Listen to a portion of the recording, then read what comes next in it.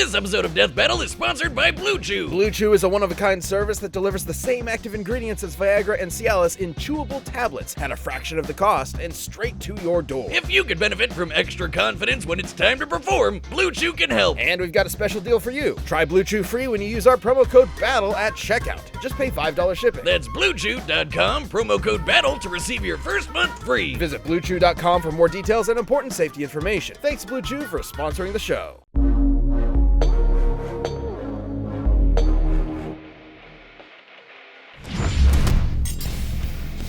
Avatar Korra, the master of all four elements. Storm, the X-Men's goddess of the storms. Weather. The building blocks of our natural world are nothing if not tempestuous and unpredictable. Which means you gotta be some kind of badass to control them. He's Wiz and I'm Boomstick. And it's our job to analyze their weapons, armor, and skills to find out who would win a death battle. Avatar Aang, savior of the world, uniter of four nations, destroyer of cabbages. But like all avatars, after decades of service, he passed away. Humanity would have to move forward and prepare his next reincarnation to take up his mantle. But who could fill Aang's shoes? Her name was Korra. Wiz, who is that? Did you leave the door open again? Deuces, gents. Unlike her carefree predecessor, the hot-headed, obstinate Korra was an Avatar prodigy from day one. I'm the Avatar! You gotta deal with it! While Aang struggled to accept his role in the world, Korra never wanted to be anything else. Not only is she an expert hand-to-hand fighter on her own, as a bender, Korra can manipulate the natural world around her through martial arts. And as the Avatar, she is the only living being who can bend all four elements at once. Water, earth, fire, air. Not you. Straight from the Southern Water Tribe, Korra can control tendrils of water, form massive walls of ice, and generate huge tsunamis. Aang once raised the sea level to put out these huge fires. Looking at the size of the area and what it'd take to submerge it, he had to move over 35 million metric tons of water. And since Korra is a reincarnation of Aang and every past Avatar, she should be just as powerful. With earthbending, Korra can heave big-ass boulders around, shape and control metal, and even tear apart the ground beneath her enemy's feet. Kinda like when her Avatar ancestor Kyoshi broke off a chunk of a continent, dragged it across a bay, and basically just created a new island, named after herself. Queen shit. By measuring the size of the island to get its mass and the size of the bay to get the distance Kyoshi dragged it, displacing this much rock would require an energy over 21 gigatons of TNT. That's almost 15 times more energy than the entire world's nuclear arsenal detonating at the same time. With firebending, Korra can fire blasts of, well, fire, jet into the sky like a rocket, or breathe like a friggin' dragon. The perfect element to match Korra's hot-headed temper. However, her final element was completely different. Due to its inherently zen, free-flowing nature, Korra struggled at first to master airbending. But like all good prodigies, she figured it out anyways. With airbending, Korra can shoot powerful gusts of wind, fly around on tornadoes, and create a cute little air scooter. She used this element to defeat the bloodbender Amon, who was fast enough to dodge lightning. He's not the only one. Zuko and Iroh have caught and dodged lightning as well, and Iroh even caught one from the sky. The leader of a lightning bolt moves at 60,000 meters per second. Comparing the distance Amon moved relative to the bolt, he must have been moving over 200 times the speed of sound. But Korra's more than just a badass martial arts superhero. She also acts as the bridge between the mortal and spirit worlds. The spirit world is a separate plane of reality, and Korra is stronger while she's physically there. Her direct connection isn't coincidence. She and every avatar before her are fused with the spirit of light, Rava. Every time the avatar dies and reincarnates, Rava searches out the spirit to bond with their new body, a staple of Hindu and Buddhist cosmology. I've done a lot of research into reincarnation, which I'll demonstrate today with Boomstick and this anvil. Wait, whoa! Now, the Avatar is usually reborn into a different nation, but I've set this up so Boomstick will reincarnate into the nearest vessel, this identical clone body. Hey, Wiz, I feel funny. Why are there two of me? Where'd my banana go? Cut off his leg and everything. Speaking of messing with your soul, Korra can remove or restore your bending, bring her past lives for advice, and tap into the kick-ass Avatar state. The Avatar state massively boosts Korra's raw bending power, turning her into effectively a demigod and the de facto most powerful being on the planet, if she wasn't already. Despite that, Korra's no stranger to failure. She was severed from her connection to the past avatars and was almost killed while in the Avatar state, which would have ended her cycle of reincarnation entirely. That last brush with death left her physically and emotionally crippled for years. Even after physical therapy, her fiery spirit struggled to reignite. Korra's entire identity was wrapped up in being the Avatar, all the way from day one. And the biggest trials she had to face were when her place in the world was challenged.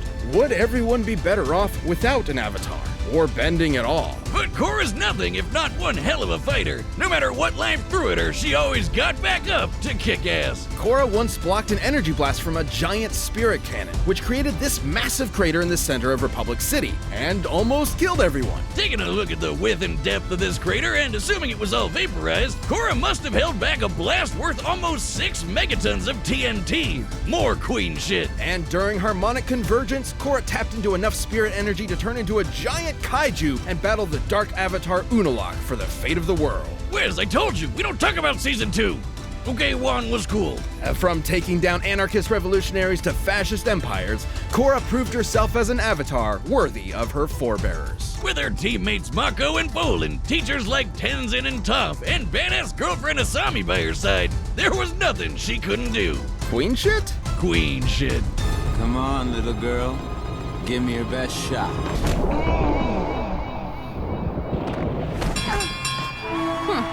Chump.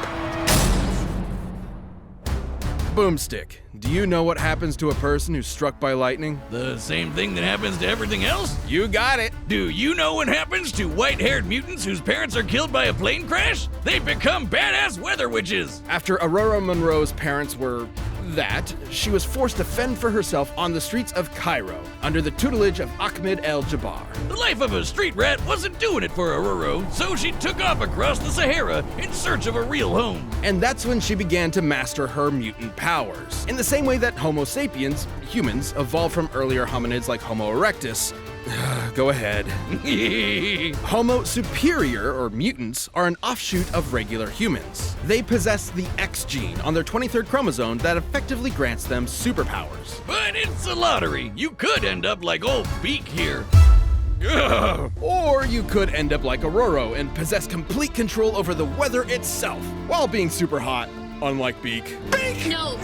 For all she knew, she was a goddess sent straight from heaven, and that's exactly what the local tribes thought when she arrived in her ancestral Kenyan homeland. Aurora's mutant gene allows her to psionically manipulate the atmosphere, capable of summoning a hurricane with less than a conscious thought. When she does feel like using conscious thoughts, something Wiz tells me I struggle with, Aurora can create storms that cover the entire Earth. Her weather manipulation isn't just powerful, but precise. She can call upon massive tidal waves, conceal herself in fog, and even generate localized blizzards cold enough to freeze lava. She can summon bolts of lightning, even ones that are continents away, or generate electricity inside your brain. And she once zapped Cyclops with enough lightning to restart an artificial sun called the Ring of Fire, a name that reminds me of the morning after Taco Tuesday. Encircling the planet Polemarchus, the Ring of Fire provided all the same energy as a regular star. But her favorite element is probably wind. With it, she can blow people away with tornadoes, suck the air out of a person's lungs, and generate enough lift to fly. She once flew fast enough to reach the edge of Earth's atmosphere from ground level in just a few seconds. By measuring the angle and size of the Earth to get the distance and estimating a time frame of about 5 seconds, Aurora had to have flown at 4,000 times the speed of sound. She can even manipulate solar winds to fly through space. Unlike winds on Earth, which are just the movement of air molecules through the atmosphere, solar winds are streams of charged particles, mostly electrons and protons, ejected from the sun. Almost as crazy as how she can breathe in the vacuum of space. She creates a mini atmosphere around herself by gathering, stray hydrogen atoms. Atoms, those are like really small last time I checked. Are these writers just giving her whatever powers they want now? How is that weather? Aurora's abilities apply to any atmospheric conditions, whether they be in outer space or alternate dimensions. Essentially, anything even remotely considered weather. Man, I wish I had crazy writers giving me random superpowers just because it's funny. That'd be awesome. Well, anyways, I'm gonna go use my rocket hands I've always had to get my beer out the fridge. Away! Perhaps her most useful ability, though, is to sense changes in the weather with a pseudo-sixth sense. Aurora literally sees atmospheric patterns and energy as colors, with the world as her canvas. She's so good with it, she could track a jet flying over New York while she was fighting the Shadow King in Wakanda. That's on the other side of the planet. Yeah, no wonder everyone thought she was a goddess. She is. Aurora enjoyed all the worship and admiration until the day she was contacted by an American, Charles Xavier, with an interesting proposal. I'm gonna make him an offer he can't refuse. Join the X-Men! Oh, pretty please, they were eaten by this living eyelid. It's a long story, but we're short-staffed. Xavier founded the X-Men as a team of mutant superheroes that would attempt to mend race relations between Homo sapien and Superior through non-violent means. Because what better way to teach kids in the 60s about the civil rights movement than with a bunch of good-looking lily-white teenagers with superpowers from upstate New York? Feeling she had spent enough time blessing the rains down in Africa, Aurora agreed and was assigned the codename Storm. And she more than earned the spot. She's proven herself worthy to wield Mjolnir, led a war against the Inhumans, and even survived a blast from her own lightning. This is impressive considering her lightning is powerful enough to match Polaris, who once used her powers to punch through Earth's crust all the way to the planet's core. Assuming she pulverized a cylinder of Earth all the way down, she had to have exerted over 15 teratons of TNT. She once beat the mutant Callisto in unarmed combat, and Callisto has apparently mastered every single martial art known to man. Despite her unbelievable power, Storm has trained extensively in hand-to-hand combat. You get it? It also probably didn't hurt that she's fast enough to dodge literal beams of light. No, but did you get it though? Nope! And after kicking Callisto's ass, she became the queen of these sewer-dwelling mutants called the Morlocks. She really just couldn't escape being worshipped, could she? Even by grody underground monster people. Well, she later married the Black Panther T'Challa and became Queen of Wakanda too, so she really runs the gamut. But even demigods have their Achilles heels. That plane crash from her childhood left her crushed under rubble for days, giving her a bad case of claustrophobia that rears its ugly head every once in a while. But that's not enough to stop this queen. After the departure of Scott Summers, Storm became the leader of the X-Men, because of course she did. And when Geordie LaForge eventually came crawling back, the two fought over who would lead the team. Despite Scott literally being able to shoot death lasers from his eyes, Storm kicked his ass. And even better, she didn't even have her powers at the time. As it should be, because there's no one more devoted to her team than Storm is. She may be an Omega-level mutant, but her greatest superpower is her bottomless compassion. Mess with her team and you'll watch as Aurora's heart of gold quickly turns to ice, as she quite literally steals your breath away. Testing me, It's time you remembered why they call me Storm. All right, the combatants are set and we've run the data through all possibilities. But first, if you're dealing with the emotional weight of leading the X-Men or maintaining the balance of the elements, or, normal stuff because it's 2021 and everything's on fire, check out BetterHelp. This episode of Death Battle is sponsored by BetterHelp. Going to therapy doesn't mean there's anything wrong with you. It's more like routine maintenance for your mental and emotional wellness to prevent bigger issues down the road. Kinda like going to the doctor or dentist for checkups. BetterHelp is customized online therapy that offers video, phone, and even live chat sessions with your therapist, so you don't have to see anyone on camera if you don't want to. It's much more affordable than in-person therapy, and you can start communicating with your therapist in under 48 hours. Why invest in everything else and not your mind? This show is sponsored by BetterHelp, and Death Battle viewers get 10% off their first month at betterhelp.com/deathbattle. That's BetterHelp.com/deathbattle. But right now, it's time for a death battle!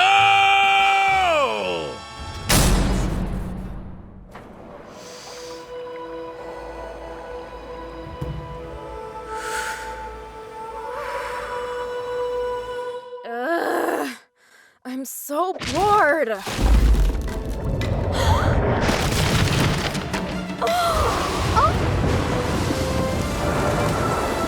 Your powers are impressive, but you lack discipline. I'm the Avatar, master of all elements. You want to see for yourself? Of course, Avatar. I'll show you what an X-Men can do.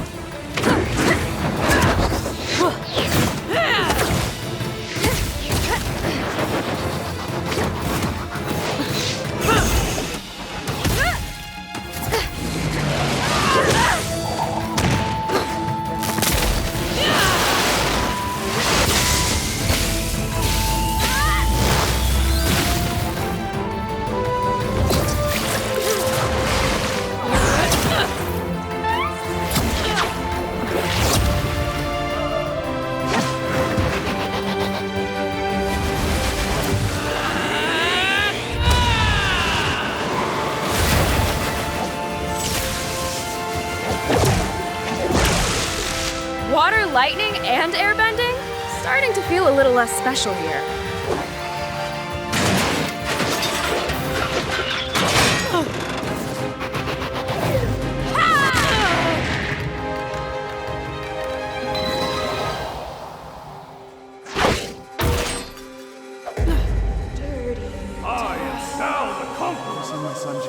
Mutant. Can't find him. Where am I? Who are you? Answer me! Freak of nature. Abomination. Freak. Gotta get out. Gotta get out. Scott, Jean, Logan, I won't let you down!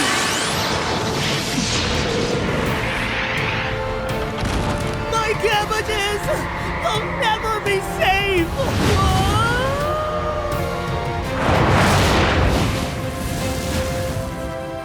You're no bender.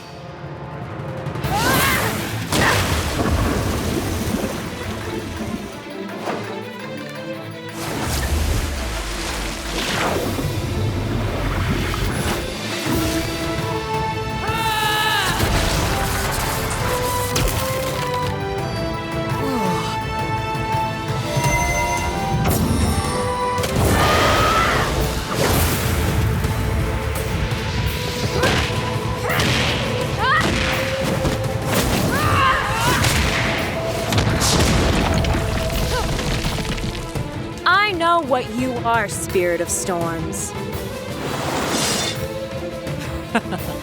Exactly.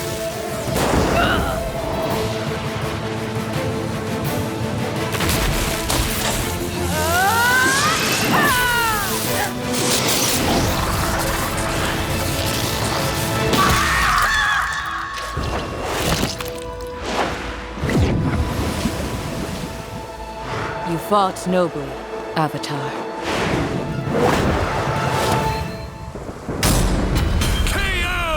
I think I just queen shit myself! This fight wasn't totally straightforward. Korra can dominate most fighters pretty easy with her raw bending power and martial arts skills, especially with the Avatar state. Not even some of the best benders on the planet like Zahir and Kuvira could stand up to her at her best.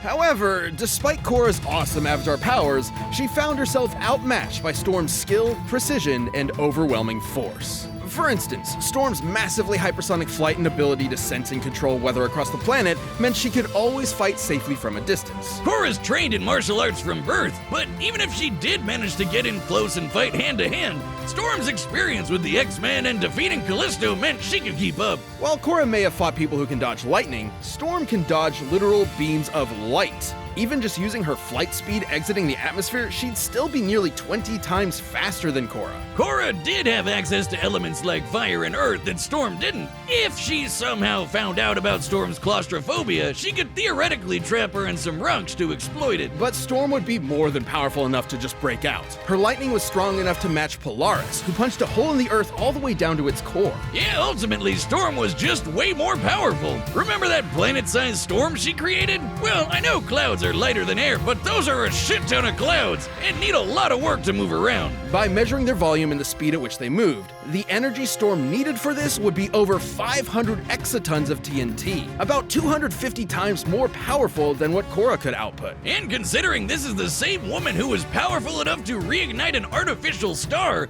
results like that aren't outliers. Even taking the fight to the spirit world wouldn't have helped, considering Storm has manipulated alien weather from outer space and alternate dimensions. She'd have no problem adapting there, and considering Storm's powers are genetic in nature, not spiritual, Korra would not be able to depower her with energy bending. And none of that is counting the ways Storm could have ended the fight right off the bat, like sucking the air right out of Korra's lungs or generating a lightning storm in her brain. Korra was a tenacious, unrelenting opponent, but Storm's massive range, precise control, deadly skill, and unbelievable power won her this fight. Don't get bent out of shape. Korra just couldn't weather the storm. The winner is Storm. Thanks for watching this episode. If you want even more action, you should check out the new season of Genlock on HBO Max, starring Michael B. Jordan, Dakota Fanning, and David Tennant in a fast-paced animated series inspired by mecha anime.